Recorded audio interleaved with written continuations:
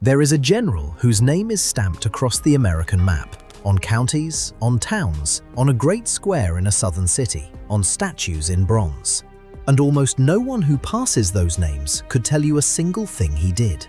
He was a Quaker, raised to abhor all violence. He had never fought a battle, never commanded troops, never read a page of tactics until he was past 30. He walked with a heavy limp, wheezed with asthma, and had a scarred, half-blind eye. When his own neighbors formed a militia company, they refused to make him an officer. They thought a man who limped would embarrass them on parade. So he joined as a private.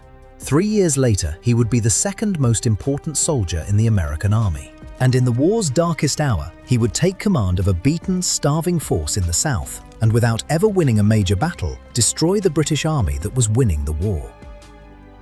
Welcome to our video on Nathanael Greene, the forgotten general who actually won the revolution. To understand how unlikely Nathanael Greene's rise was, you have to start with everything that should have made it impossible. He was born in 1742 in Rhode Island, the son of a prosperous Quaker preacher and ironmaster. The Society of Friends, the Quakers, were pacifists to the bone. Violence, weapons, war, all were forbidden, all were sin. And Greene's father distrusted book learning almost as much, fearing that too much education would lead a young man into temptation.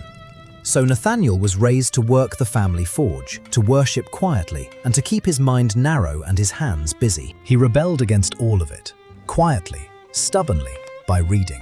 He taught himself. He filled a personal library, at real expense, with works of history, law, philosophy, mathematics, and, increasingly, military science.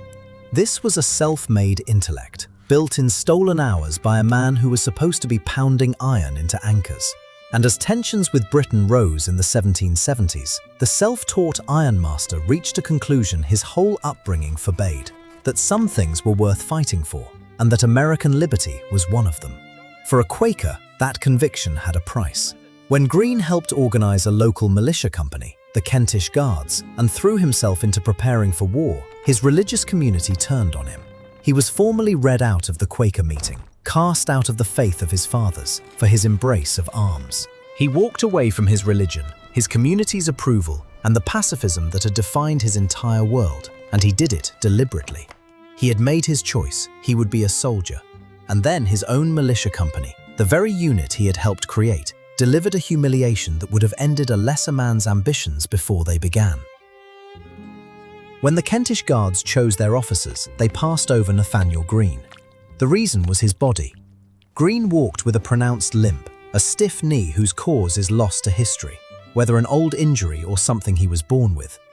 To the men of the Guards, that limp was a problem. An officer had to look the part, to march at the head of the company, to cut a martial figure on the parade ground. A limping officer, some of them felt, would make the whole unit look ridiculous. And so, despite the fact that Greene had helped found the company and knew more about soldiering than any of them, they refused to commission him. He was allowed to serve, but only in the ranks, as a private soldier, shouldering a musket like any farm boy.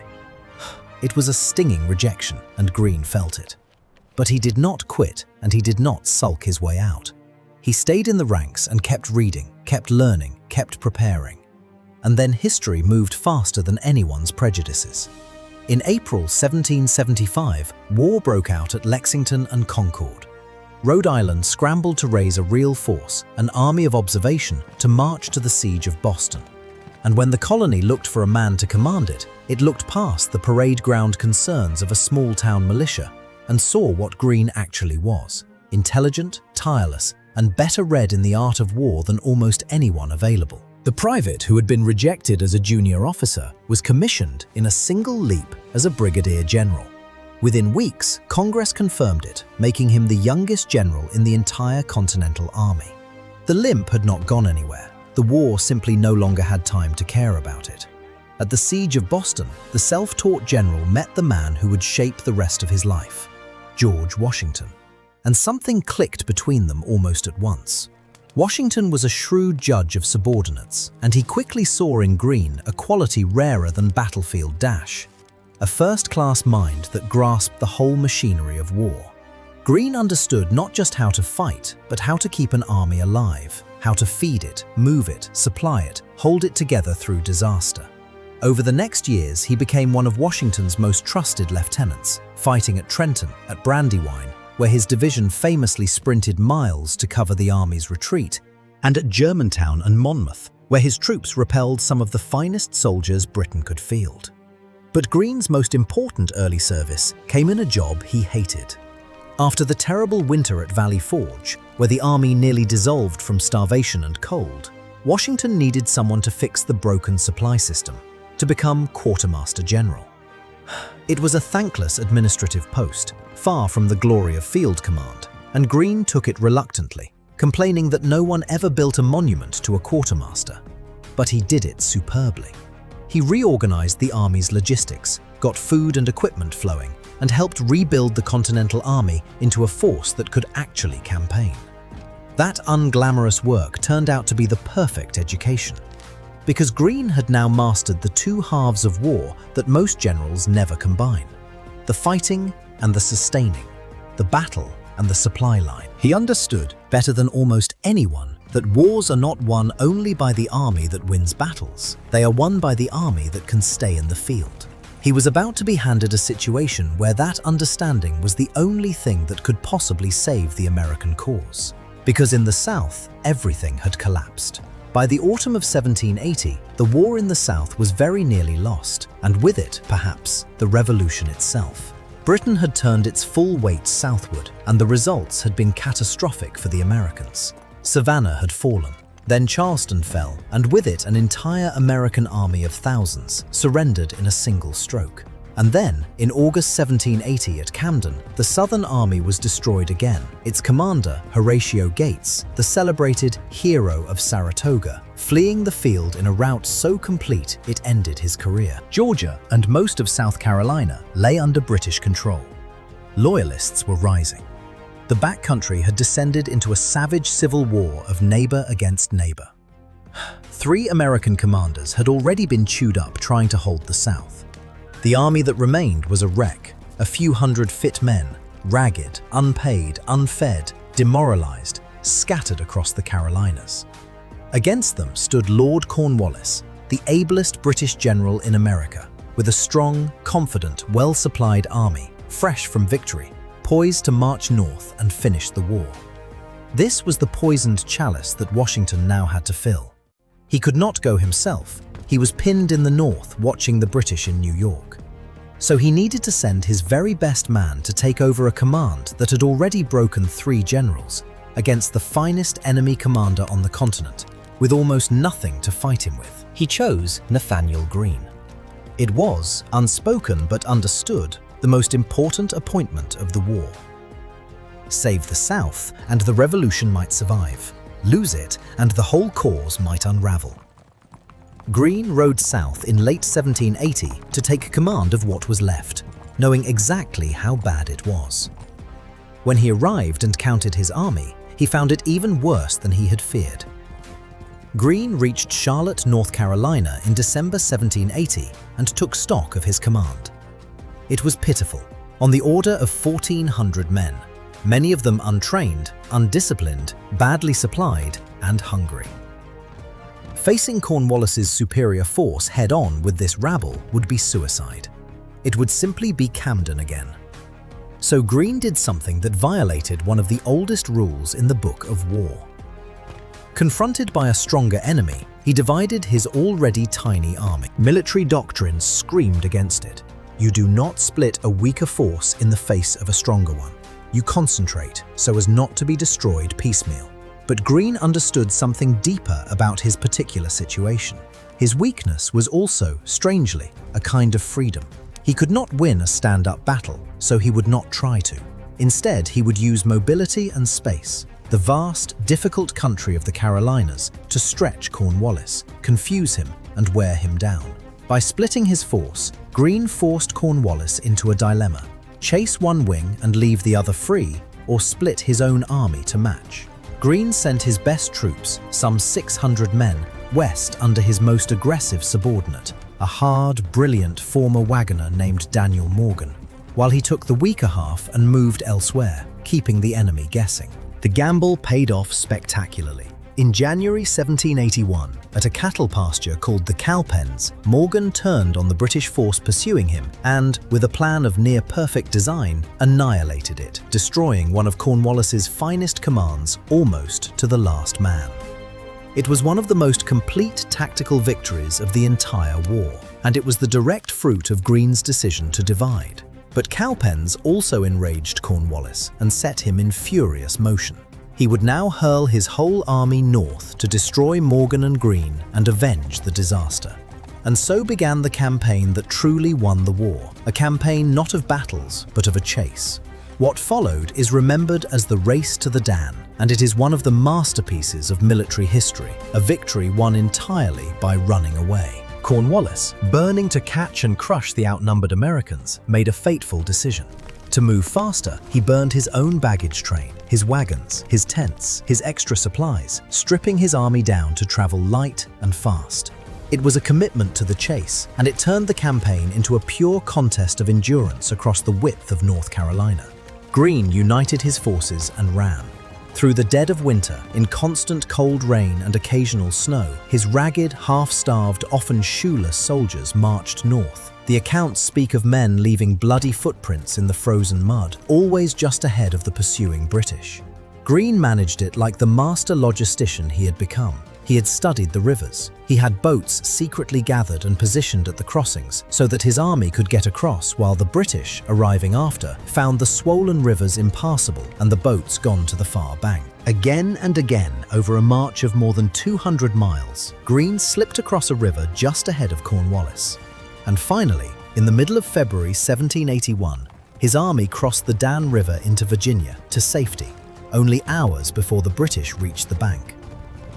Every boat was on the American side. The river was too high to ford. Greene had won the race.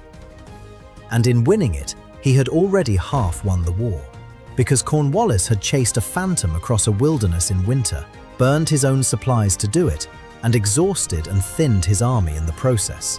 And he had caught nothing. He now stood deep in hostile country, worn down, far from the coast, with a smaller and more ragged army than he had started with. Greene had done that to him without fighting a single battle. And now, rested and reinforced, Greene turned around and came back to fight. Here is where Nathanael Greene becomes one of the strangest and most brilliant commanders in the history of war, because he now proceeded to win the campaign by deliberately fighting battles he expected to lose. Reinforced in Virginia, Greene marched back into North Carolina and offered Cornwallis the fight he wanted, at Guilford Courthouse in March 1781.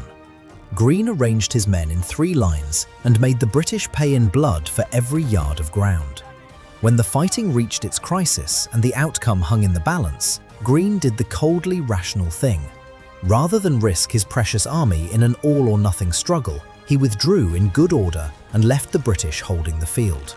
By the strict rules of the 18th century, Cornwallis had won. He held the ground, but he had lost a quarter of his army doing it, against an enemy who slipped away intact. A British statesman, hearing the casualty lists, is said to have remarked that another such victory would ruin the British army. Cornwallis had won the battle and lost the campaign. This became Greene's signature. He fought Cornwallis and later other British forces in battle after battle across the Carolinas, Guilford Courthouse, Hobkirk's Hill, Eutaw Springs, and, remarkably, he never won a clear tactical victory in any of them. In nearly every case, the British held the field at day's end, and in nearly every case, it did not matter, because Greene bled them, preserved his own army, and came back. He summed up his own method in one immortal line: "We fight, get beat, rise, and fight again." It was a way of war that broke every convention of the age, trading the glory of victory for the substance of it, and it was slowly, methodically, destroying British power in the South. Cornwallis, unable to catch or crush this maddening enemy, finally gave up on the Carolinas altogether and marched his depleted army north into Virginia. Toward a place called Yorktown. Let us be clear about what Greene accomplished, because it is easy to miss precisely because it was so unconventional. While Cornwallis marched his worn-down army to Yorktown, where Washington, Rochambeau, and the French fleet would trap and capture it in the surrender that ended the war, Greene stayed in the South and finished the job there.